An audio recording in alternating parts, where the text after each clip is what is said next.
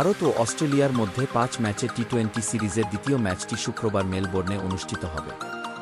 সিরিজের প্রথম ম্যাচটি বৃষ্টির কারণে পরিত্যক্ত হয়েছিল, ফলে দুই দলই সমান অবস্থানে রয়েছে।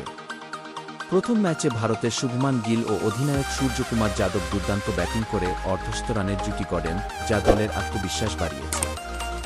সূর্যকুমার দীর্ঘদিন পর ফর্মে ফিরেছেন, যা আসন্ন ম্যাচের আগে দলের জন্য বড় স্বস্তি। ভারতের জন্য কিছু দুঃসংবাদও রয়েছে।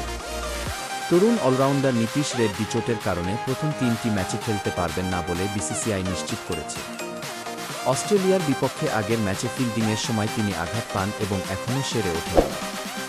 তার অনুপস্থিতিতে ভারতের লোয়ার মিডল অর্ডারে কিছুটা ভারসাম্যহীনতা দেখা দিতে পারে। দ্বিতীয় ম্যাচের জন্য ভারতের একাদশে পরিবর্তনের সম্ভাবনা খুবই কম। প্রথম ম্যাচ বৃষ্টিতে ভেস্তে যাওয়ায় টিম ম্যানেজমেন্ট গত ম্যাচের কম্বিনেশন বজায় রাখতে চায়। তাই রিঙ্কু সিং ও অর্শদীপ সিংকে আবারও একাদশের বাইরে থাকতে হতে পারে। তবে তাদের সুযোগ পাওয়া শুধু সময়ের অপেক্ষা বলেই মনে করা হচ্ছে। ভারতের বোলিং আক্রমণ যথেষ্ট শক্তিশালী।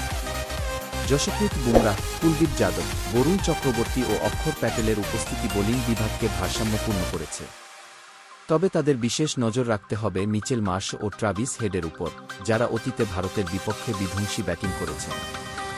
অন্যদিকে ভারতের ব্যাটিং লাইনআপ আত্মবিশ্বাসী। প্রধান কোচ গৌতম গম্ভীরের তত্ত্বাবধানে দলটি আক্রমণাত্মক ক্রিকেটে বিশ্বাস রাখছে। গম্ভীর চান তার দল নিয়মিতভাবে বড় স্কোর করুক এবং প্রতিপক্ষের ওপর শুরু থেকেই চাপ সৃষ্টি করুক। সূর্যকুমারের ফর্মে ফেরা সেই পরিকল্পনায় বাড়তি শক্তি যোগ করেছে।